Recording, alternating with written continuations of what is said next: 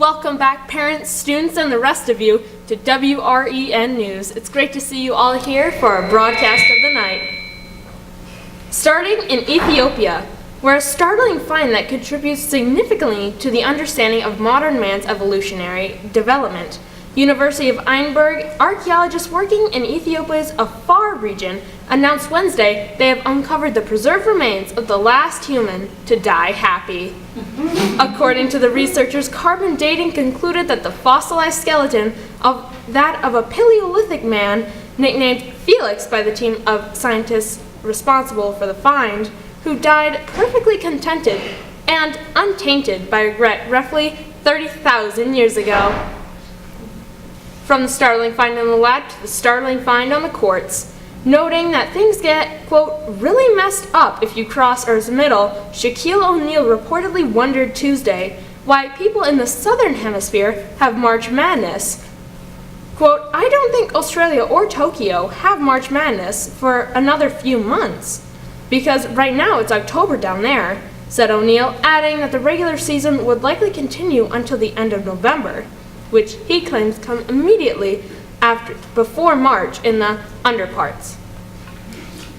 Moving to our sports category of the night, challenging conventional wisdom about the activities hazards, a groundbreaking new study by the National Institute of Health published Thursday that they have determined the significant dangers even in casual bullfighting. The health agency's latest findings indicate that bullfighting recreationally, even considered relatively harmless in comparison to the frequent or habitable bullfighting, carries health risks far more severe and long-lasting than previously understood. Speaking of dangerous games, suggesting a dangerous and potentially deadly connection, a study published Monday by the University of North Carolina found that the exposure to violent children causes increased aggression in video game characters. Our research shows that video game characters who regularly spend time with violent youth so far greater possibility to act out destructively themselves. The lead author, Will Gerald, whose team examined video game characters across an array of consoles and genres, found consistently higher levels of antisocial conduct, even though frequently engaged in aggressive childhood. We here at WREN News love a good debate, so I've created an editorial for this story. Why are we subjecting our innocent, loving, and kind video game characters in lovable games such as Halo, Call of Duty, and Grand Theft Auto to these aggressive behavior kids? I have come up with a way to fix this problem. Simply take them out of the horrendous conditions they are in. But with this new plan, many parents are feeling that without the distraction of the video games, these aggressive children might be coming after them. That's all for the editorial, but if you have an opinion on this, post it to our Facebook page so we can get debates like this rolling. Moving to our next story in New York, saying that Global Computer Network will cease to be available to users as of midnight tonight.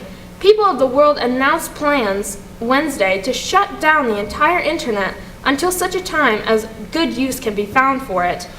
According to the Earth's 7.5 billion inhabitants, the internet, a technology that allows every human on the face of the planet to communicate and share data with every other human, seemed to be an excellent idea at first, but limited parts of the internet will be deemed beneficial, may one day be salvaged.